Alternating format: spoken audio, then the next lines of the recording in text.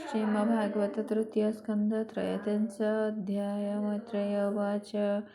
कहन्ति मैत्रेय ब्राह्मणा विदुर सावधाने शृण गन्धर्व पत्नी देवहूति स्वभावे मनुरुदुहिति कपिल वचन शुणिले मोहपटल दूर कले देवहूतिरुवाच तत्त्वविषये साङ्ख्यज्ञान कहिले जेणु भगवान शयन सलिल भितरे प्रपन्न विराट शरीरे भूत इंद्रिय मनोमय जहिरे गुणांक प्रवाह अशेष करण कारण तो कलेवर नारायण जठर पद्मरु ଯାହାର ଜାତ ହୋଇଲା ବେଦବର तो रूप देखिबा निमन्ते से आज विचारिला चित्ते अनेक व्यापारादि कला केबे हें देखि न पारिला केवल ध्याने से देखिला ए विश्व सृष्टि तेणु कला तहि से ब्रह्म रूप धरि निज शक्ति रे माया करी कले से विश्वर सर्जना स्वभावे तुम्हे कर्महीन प्रलय काले तुम्हे हरि ए विश्व ओदरे संघरी शयन बटर पुटरे धरिण बालक शरीरे चरण अंगुली बदने देई शयना शिशु जिन्हे ए विश्व जହାର उदरे मुताकु केमन्ते जठरे धैली बुझी न पारई केवल माया तो गोसाई तु दुष्ट निवारण पाई तु साधु रक्षणे गोसाई एणु तुम्भर कलेवर अन्यथा कि कार्य तुम्भर तुम्भे कालादि रूप धरि धर्म स्थापिल दुष्ट मारी एवे शरीरे गोसाई ए भाव ज्ञान देवा पाई एणु कृतार्थ मते कल पुत्र स्वरूपे प्रकाशिल जा नाम श्रवण कीर्तन अथवा कले संकीर्तन जा पादे करी नमस्कार स्मरण करी नाम जार पापात्मा जेणु योग्य हुए जाति विचारे भ्रांति रहे जे प्राणी नयने देखिला से किंपा कृतार्थ नहिला ଯାହାର ନାମ ଉଚ୍ଚାରିଲେ सकल तप ସେହି କଲେ होमादि कला विधि मते तीर्थव्रतादि ज्ञान नित्य तो परे नाही सदाचार तो नाम जिह्वारे मोहर समग्र से वेद पढ़िला से तुम्ह नाम उच्चारिला तुम्भे जे परम पुराण तु ब्रह्म जगत निधान तुम्भको निश्चल मनरे जोगी भावन्ति निरन्तरे गुण महिमा निज तेज विकास करिछि कर सहज तुम्भे कपिल देव गर्भे तु विश्वव्यापी अछु सर्वे बंदई तुम्भर चरण तो बिनु नाही मो कारण से जे कपिल भगवान साक्षात परम पुराण गभीर वचन सधीरे प्रकाश जननी छमुरे कपिल उवाच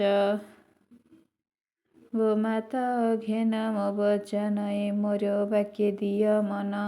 ए मार्गे वचन प्रकार कहिलो तुम्भर आगर जेबे ए मार्गे तुम्भे जीव एकांते कृष्ण को देखिब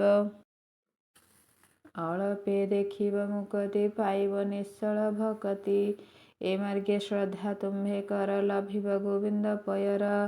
जेमते ब्रह्मादि माने मते पाइले सावधाने तुम्भे पाइब सेहि मते एणु कहिले तुम्भ हिते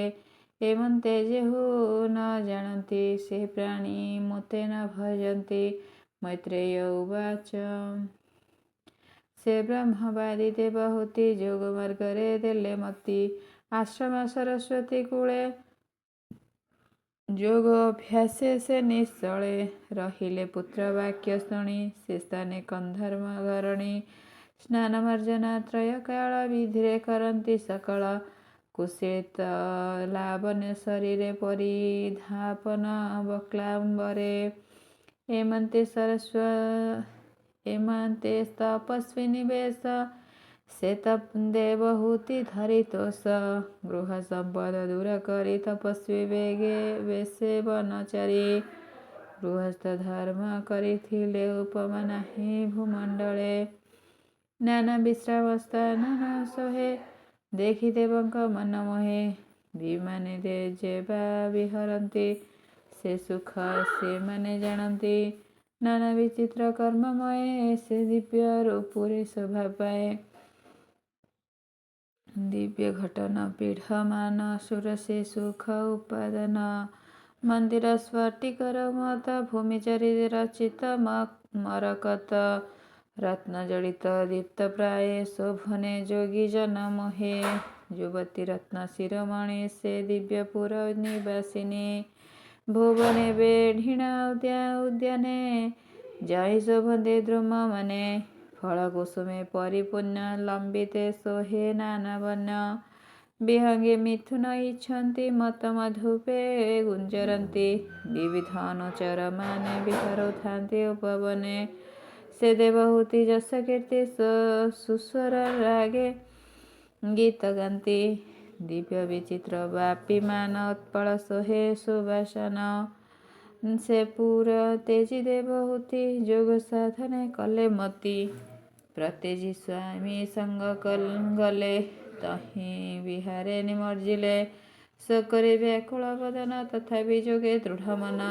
ପତି ବିଚ୍ଛେଦ ଦୁଃଖେ ଯାଇ ପୁତ୍ରକୁ ସଙ୍ଗତରେ ନେଇ ରହି ଆନନ୍ଦ ଧରି ଚିତ୍ତେ ଶୋକ ବିଧ୍ୱଂସିଣ ତ୍ୱରିତେ ସେ ପୁତ୍ର ତେଜି ଗଲେ ବନେ ପତି ବିଚ୍ଛେଦ ଦୁଃଖ ମନେ ବଶ୍ୟା ବିହୀନେ ଗାବ ଚିହ୍ନେ ବ୍ୟାକୁଳେରା ବୈତେ ସନେ ସେ ରୂପେ ବ୍ୟାକୁଳେ ରୋଦିଲେ ହା ପୁତ୍ର ବୋଲି ମୋହ ଗଲେ ଜନ୍ମିତ ହେଲେ ତତ୍ତ୍ୱଜ୍ଞାନ ତଥାପି ଶୋକେ ମୁହ୍ୟମାନ ପୁତ୍ର ଲାବଣ୍ୟ ରୂପ ଗୁଣ ଆକୁଳେ ରୋଦେ ସୁଲକ୍ଷଣୀ ପୁତ୍ର ଲାବଣ୍ୟ ରୂପ ଗୁଣୀ ଆକୁଳେ ରୋଦେ ସୁଲକ୍ଷଣୀ ଧ୍ୟାନେ ନିରୂପୀ କପିଳଙ୍କୁ ସତତେ ଡାକନ୍ତି ତାହାଙ୍କୁ ରାଗ ଉପେକ୍ଷୀ ଧନ୍ୟତାରେ ଧ୍ୟାନ ରହିଲା ପୁତ୍ରଠାରେ ନିଶ୍ଚଳେ ସୁଦୃଢ଼େ ବସିଲେ ମନ୍ତେ ତପ ଆରମ୍ଭିଲେ ସେ ଧ୍ୟାନ କହିଥିଲେ ହରି ସେ ରୂପେ ନିତ୍ୟ ଧ୍ୟାନ କରି ଭକ୍ତି ଯୋଗରେ ଦୃଢ଼ ହେଲେ ଶାସ୍ତ୍ର ବିଧିରେ ଆଚରିଲେ ହୋଇ ଯେ ଅଛି ତତ୍ତ୍ୱଜ୍ଞାନ ତେଣୁ ଭାବିଲେ ଭଗବାନ ଆତ୍ମାର ମାନସ ଦେଖିଲେ ତା ବିନୁ ଅନ୍ୟ ନ ଭାବିଲେ ସେ ଆତ୍ମା ହୁଏ ବିଶ୍ୱମୁଖ ବିନାଶୀ ମାୟା ଗଣ ଦୁଃଖ ଏ ଜୀବ ଆଶ୍ରୟ ଗତି ବ୍ରହ୍ମା ତହିଁ ରଖିବେ ମତି ଭ୍ରମ ତାହାଙ୍କ ଗଲା ନିଜ ଭାବ ପାଇଣ ଆତ୍ମା ତତ୍ତ୍ୱ ଲାଭ ସଂସାର ନାଶିଲା ଯେ ଗୁଣ ଭ୍ରମାଦି ରହିଲା ଆପଣା ଦେହ ପାଶୋରିଲେ ସେ ବ୍ରହ୍ମ ସ୍ୱରୂପେ ରହିଲେ ଶୁଣ ହୋ ବିଦୁର ତଦନ୍ତେ କପିଳ ଯୁଗରେ ରହନ୍ତେ ଲଭିବେ ସେ ବ୍ରହ୍ମ ନିର୍ବାଣ ଯେ ସନେ ଜଳେ ଜଳ ସ୍ଥାନ ଯେଉଁ ସ୍ଥଳେ ସେ ଦେବୀ ସଂସିଧି ପାଇଲେ ସେ ସ୍ଥଳ ପୁଣ୍ୟକ୍ଷେତ୍ର ହେଲା ଭୁବନେ ବିଦିତ ରହିଲା ତା ନାମ ସିଦ୍ଧି ପଦ କହି ସିଦ୍ଧି ସୁସିଦ୍ଧି ଯହିଁ ରହି ସେ ଦେବହୂତି କଳେବର ଯୋଗୀ ସୁସିଦ୍ଧ ପୁଣ୍ୟତର କୃଷ୍ଣ ଭାବନା ଧ୍ୟାନ ନିତ୍ୟ ଯୋଗ ସାଧନ୍ତି ସେହି ମତେ ନଦୀଙ୍କ ଶ୍ରେଷ୍ଠ ସେ ହୋଇଲା ସେ ପୁଣ୍ୟକ୍ଷେତ୍ର ବୋଲାଇଲା ସେ ଯେ କପିଳ ମହାଯୋଗୀ ବିଷୟ ହେଲେ ବୈରାଗୀ ମାତାଙ୍କ ସ୍ନେହ ତ୍ୟାଗ କଲେ ଈଶାନ ଦିଗକୁ ସେ ଗଲେ ପୟୋଧି ତାହାଙ୍କୁ ଦେଖିଲା ବିଧାନେ ତାହାଙ୍କୁ ପୂଜିଲା ତକ୍ଷଣୀ ଦିବ୍ୟ ସ୍ଥାନ ଦେଇ ତହିଁ ବିଜୟ ଯୋଗଧ୍ୟାୟୀ ସେଠାରେ ସର୍ବସୁର ଗଣ ଦେଖିଲେ ଯେଝା ନିଜ ଗଣ ସିଦ୍ଧଚାରଣ ମୁନି ଜନେ ଗନ୍ଧର୍ବ ଅପସରା ମାନେ ସ୍ତବ ଯେ ନିତ୍ୟ କପିଳଙ୍କୁ ସଭୟେ ସେବନ୍ତି ତାହାକୁ ନାନା ବିଧାନେ ସେବା କରି ଦେବେ ସନ୍ତୋଷ ଦେବ ହରି ସେଠାରେ ରହି ଯୋଗ ମୁନି ସାଂଖ୍ୟ ଆଚାର୍ଯ୍ୟ ମାନ ଘେନି ତ୍ରୈଲୋକ୍ୟ ଜନେ ଶାନ୍ତି ପାଇ ଯୋଗୀ ଆପଣା ରୂପ ଧ୍ୟାୟୀ ରହିଲେ ବ୍ରହ୍ମକଳ୍ପ ଯାଏ ଲୋକ ଶିକ୍ଷାରେ ଦେବରାଏ ଶୁଣ ବିଦୁର ପୁଣ୍ୟ ଦେହା ତୁମତେ ପଚାରିଲୁ ଯାହା କପିଳ ଦେବହୂତିଙ୍କର ପବିତ୍ର ସୁଜ୍ଞାନ ବିଚାର